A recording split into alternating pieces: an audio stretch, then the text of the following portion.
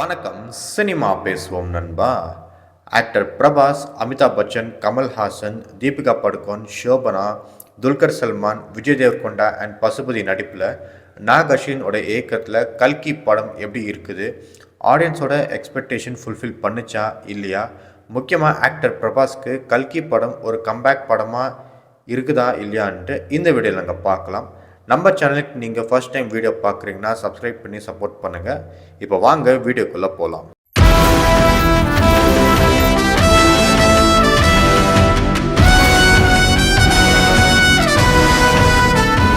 கல்கி படத்தோட ஸ்டோரி பார்த்தீங்கன்னா ஒரு ஃபியூச்சரிஸ்டிக்கான ஒரு ஸ்டோரி தான். கல்கி படத்தோட டைட்டில்லையே 2898 ஏடி அப்படி தான் காமிச்சிருப்பாங்க. ஸோ இந்த 2898 பார்த்தீங்கன்னா அது அந்த டைமில் நடக்கிற ஒரு வருஷம்.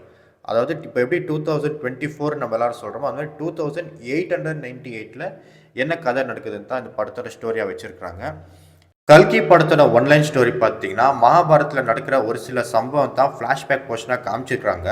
அதுக்கு அடுத்து மகாபாரதம் முடிஞ்சு 6000 வருஷம் அப்புறமா என்ன நடக்குது, அதுக்கப்புறம் மக்கள் எப்படி வாழ்கிறாங்க, மக்கள் எப்படி இருக்கிறாங்க, அந்த டைமில் உலகம் எப்படி இயங்கிட்டு இருக்குது, உலகம் அந்த நேரத்தில் என்ன பிரச்சனை ஃபேஸ் பண்ணுதுன்னு தான் படத்தை ஒன்லைன் ஸ்டோரி.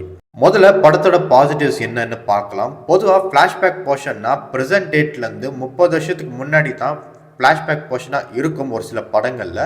பட் கல்கி படத்தில் பார்த்தீங்கன்னா எக்ஸ்ட்ரீம் ஃப்ளாஷ்பேக் அண்ட் எக்ஸ்ட்ரீம் ஃபியூச்சரை காமிச்சதுக்காகவே வித்தியாசமான கான்செப்டாக இந்த அட்டம்ப்டை ட்ரை பண்ணதுக்காகவே டைரக்டர் நாக் அஸ்வினை நாங்கள் பாராட்டி தான் ஆகணும். படம் ஃபியூச்சரிஸ்டிக் படமாக இருக்கிறதுனால கிராஃபிக்ஸ் அண்ட் மேக்கிங் படத்துக்கு ஒரு மிகப்பெரிய ப்ளஸ்ன்னு தான் நம்ம சொல்லணும். இன்ஃபேக்ட் இந்த மாதிரி படங்களில் வந்துட்டு கிராஃபிக்ஸ் அண்ட் மேக்கிங் தான் படத்தை தாங்கி நிற்கிறது. அப்படி இந்த படத்தில் வந்துட்டு making and art design and CG ஒர்க்கெல்லாம் ரொம்பவே நல்லா பண்ணியிருக்கிறாங்க படத்துக்கு. படத்தோட ஃபர்ஸ்ட் ஹாஃபில் ஃப்யூச்சரில் படம் எப்படி ஆரம்பிக்க போகுது, உலகம் எப்படி இயங்கிட்டு இருக்கு, மக்கள் எல்லாம் எப்படி வாழ்ந்துட்டு இருக்கிறாங்க அப்படிங்கிறது தான் படம் ஒரு இன்ட்ரடக்ஷனாக இருக்குது ஃபர்ஸ்ட் பார்ட்டில். அதே செகண்ட் ஹாஃபில் பார்த்தீங்கன்னா படம் ரொம்ப விறுவிறுப்பாகவும் இருக்குது. பிரபாஸ் அண்ட் அமிதாப் பச்சனோட ஃபேஸ் ஆஃப் அண்ட் அவங்களுக்கு நடக்கிற அந்த கான்ஃப்ளிக்ட் அண்ட் ஃபைட் எல்லாமே படத்துக்கு நல்ல ப்ளஸ்ஸாகவே அமைஞ்சு செகண்ட் ஹாஃபில் ஒரு எங்கேஜிங் மூடாகவே இருந்துச்சு செகண்ட் ஹாஃப்னு சொல்லலாம். ரொம்பவே முக்கியமாக கிளைமேக்ஸில் வார் ஃபைட்லாம் நடக்கிறது ரொம்பவே நல்லா இருந்துச்சு. இன்னும் ஆக்டிங் எல்லாம் பார்த்தோம்னா எல்லாருக்கும் அவங்களுக்கு கொடுத்த ரோல் நல்லாவே ஆக்ட் பண்ணியிருக்கிறாங்க. எந்த கேரக்டரும் டம்மியாக விட்டதுன்ட்டு சொல்லவே முடியாது.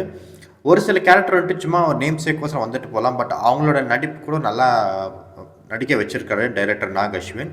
இன்னும் படத்தோட மியூசிக் டைரக்டர் சந்தோஷ் நாராயண் கூட படத்துக்கு ஒரு மிகப்பெரிய ப்ளஸ்ன்னு நம்ம சொல்லலாம். படத்துக்கு பெரிய ஹைப்பாக இருக்கிறதுக்கான காரணம் என்னன்னு பார்த்தீங்கன்னா ரொம்ப வருஷத்துக்கு அப்புறமா உலகநாயகன் கமல்ஹாசன் கல்கி படத்தில் வில்லனாக நடிச்சதுனால படத்துக்கு ஒரு எக்ஸ்பெக்டேஷன் அதிகமாச்சு. பட் டைரக்டர் நாக் அஸ்வின் கல்கி பார்ட் 1 பார்த்தீங்கன்னா கமல் சார் ரோல் வெறும் 20 மினிட்ஸ் மட்டும் தான் இருக்கும்னு சொன்னார். பட் அந்த 20 மினிட்ஸ் கூட கமல்ஹாசனோட ஸ்க்ரீன் ப்ரெசன்ஸ் நெருப்பு மாதிரி இருந்துச்சு. இன்னும் அவரோட ஸ்க்ரீன் ப்ரெசன்ஸில் பார்த்தீங்கன்னா ஆடியன்ஸ் எல்லாம் விசில் தெருக்க விட்டாங்க. At the same time tickets எல்லாமே செதற விட்டு பறக்க கூட வச்சாங்க. அது மட்டும் இல்லை, அவரோட ஸ்க்ரீன் ப்ரெசன்ஸ் அதிகமான கிளாப் மூமெண்ட்ஸ் கிடைச்சிது. என்ன கேட்டிங்கன்னா அமிதாப் பச்சன் அண்ட் பிரபாஸ் கூட அந்தளவுக்கு ஒரு கிளாப்பிங் மூமெண்ட்ஸ் கிடைக்கல. ஆடியன்ஸ் எல்லாருமே கமல் சருக்கு மட்டும்தான் அந்த கிளாப்பிங் மூமெண்ட்ஸ் கிடைச்சிது.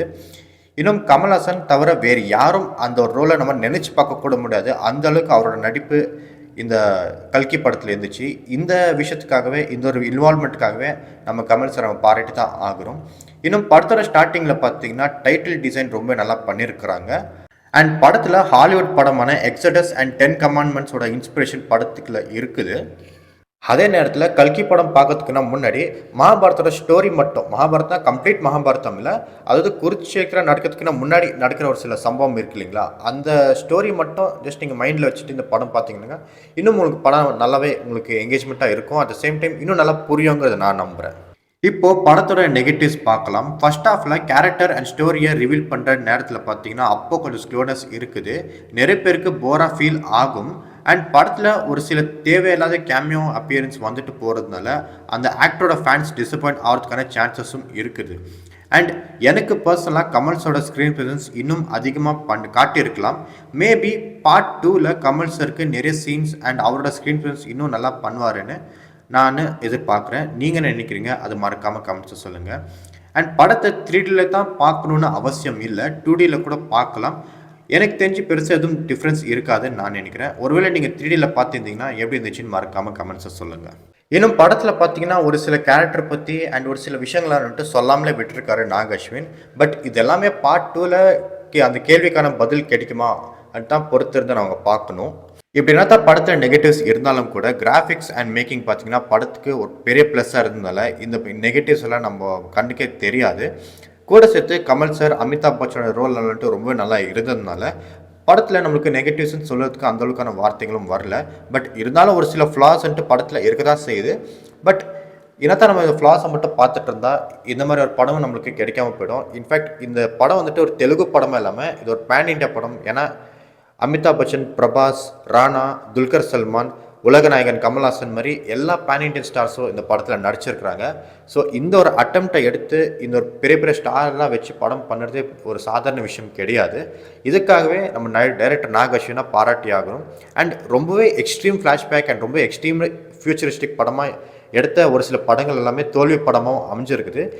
இந்த ஒரு கனெக்டிங் டாட்ஸ் எல்லாமே வந்துட்டு பார்த்திங்கன்னா நம்ம நாக் அஸ்வின் வந்துட்டு ரொம்ப நல்லா யூஸ் பண்ணியிருக்காரு. அது மக்களுக்கு தெரிகிற மாதிரி இல்லை மக்களுக்கு எளிமையாக புரிகிற மாதிரி கூட படத்தை எடுத்திருக்கிறாரு.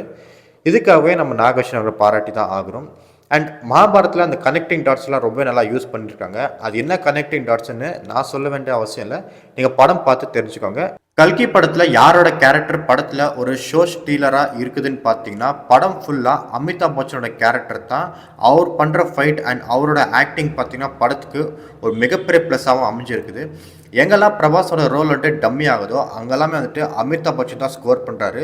ஒருவேளை அமிதாப் பச்சன் அந்த நேரத்தில் இல்லைனாக்கா படம் கண்டிப்பாக ஃப்ளாப் ஆகிறதுக்கான சான்சஸும் இருக்குது. அவரோட கேரக்டர் அண்ட் அவருக்கு யூஸ் பண்ண அந்த டிஏஜிங் டெக்னாலஜி கூட படத்துக்கு ஒரு மிகப்பெரிய ப்ளஸ்ஸாகவும் அமைஞ்சிருக்குது. எந்த இடத்துலையும் அது ஒரு ஃபேக்குன்னு நம்மளுக்கு எதுவுமே தெரியாது. ஏன்னா நிறைய படங்களில் டிஏஜிங் டெக்னாலஜின்ட்டு இன்னும் ட்ரை பண்ணிட்டு தான் இருக்காங்க. அப்படி ட்ரை பண்ண ஒரு சில படங்கள் கூட அந்தளவுக்கு சரியாக அமையல. பட் அதுவே அமிதாப் பச்சனோட ஃப்ளாஷ்பேக் போர்ஷனில் அவர் வந்துட்டு டிஏஜிங் டெக்னாலஜி யூஸ் பண்ணது வந்துட்டு உண்மையிலே நல்லா இருந்துச்சு. அது கண்டிப்பாக அவரோட அமிதாப் பச்சனோட ஃபேன்ஸ் வந்துட்டு என்ஜாய் பண்ணுவாங்க. ரொம்ப வருஷமாக அமிதாப் பச்சனை ஆக்ஷன் ஹீரோவாக பார்க்கணுன்னு ஆசைப்படுறவங்க வந்துட்டு இந்த படம் ஒரு மிகப்பெரிய படமாக அமிதாப் பச்சனோட ஃபேன்ஸுக்கு அமைஞ்சிருக்கு. அமிதாப் பச்சன் மட்டும் ஷோ ஸ்டீலராக இல்லை, படத்தோட கிளைமேக்ஸ் கூட ஆகட்டும் அண்ட் படத்தோட ஸ்டார்டிங்கில் கூட ஆகட்டும் கமல்ஸோட ரோல் வந்துட்டு என்னத்தான் கம்மியாக இருந்தாலும் கூட அவர் வந்துட்டு நடித்த ஒரு சில சீனில் கூட வந்துட்டு ஆடியன்ஸை தெரிக்க விட்டுருக்கிறாரு. அட் த சேம் டைம் ஆடியன்ஸை அமிதாப் பச்சனுக்கு அடுத்து யார் நல்லா இம்ப்ரெஸ் பண்ணாங்கன்னு கேட்டிங்கன்னா அது கமல்ஹாசனை தான் இருக்கும். நல்ல வேலை கமல் சார் பார்த்திங்கன்னா இந்த படத்தில் நடித்தார். ஏன்னா ரொம்ப வருஷத்துக்கு அப்புறமா கமல் வில்லன் சாராக நடிக்க போகிறாரு. அண்ட் அதுவும் இல்லாமல் வேறு யாராச்சும் வில்லனிசம் பண்ணியிருந்தா கூட கமல் சாருக்கு ஆப்டாக பண்ணியிருக்க மாட்டாங்க. இந்த படம் பார்த்திங்கன்னா ப்ரொமோஷன் பண்ணுற டைமில் வந்துட்டு கமல் சார் அமிதாப் பச்சனை புகழ்கிற டைமில் பார்த்தீங்கன்னா அமிதாப் பச்சன் சொன்னார், இல்லை கமல் சார் நீங்கள் நம்மளோட பெரிய ஆர்டிஸ்ட், நீங்கள் நம்மளாரையும் மிஞ்சிட்டு நீங்கள் போயிடுவீங்கன்னு அப்படின்னு அமிதாப் பச்சன் அப்போ சொன்னார். பட் அவர் சொன்னதுன்ட்டு இப்போது ஆடியன்ஸ்க்கு எல்லாருக்கும் புரிஞ்சுக்கணும்னு நினைக்கிறேன். நிறைய பேர் பார்த்தீங்கன்னா இந்த ஸ்பீச்சை தான் வந்துட்டு ரீல்ஸ் ஆகட்டும் இல்லை ஸ்டோரி கூட ஆகட்டும் எல்லோரும் போட்டு கமல் சாரை பாராட்டிட்டு இருக்கிறாங்க. அண்ட் செகண்ட் ஹாஃபில் பார்த்தீங்கன்னா தெலுங்கு சினிமாவை வளர்த்து விட்டவர் ஒருத்தர் தான் ஒரு கேமியோ பண்ணியிருக்கிறாரு. அது யாருன்னு நான் சொல்ல வேண்டிய அவசியமே இல்லை, நீங்களே படம் பார்த்து தெரிஞ்சுக்கோங்க. மொத்தத்தில் கல்கி படம் ஒரு நல்ல படத்தை பார்த்த ஒரு ஃபீல் கொடுக்கும். படத்தில் அடல்ட் கண்டென்ட் எதுவும் இருக்காது. ஸோ ஃபேமிலியோட படத்தை என்ஜாய் பண்ணி பார்க்கலாம். ஒருவேளை நீங்கள் கல்கி படத்தை தியேட்டரில் பார்த்துருந்தீங்கன்னா எப்படி இருந்துச்சுன்னு மறக்காமல் கமெண்ட்ஸை சொல்லுங்கள். 3Dயில் பார்த்துருந்தீங்கன்னா அது 3D எஃபெக்ட் எப்படி இருந்துச்சுன்னு மறக்காமல் கமெண்ட்ஸை சொல்லுங்கள். இன்னும் பார்க்காதவங்க மிஸ் பண்ணாமல் போய் தியேட்டரில் பாருங்கள்.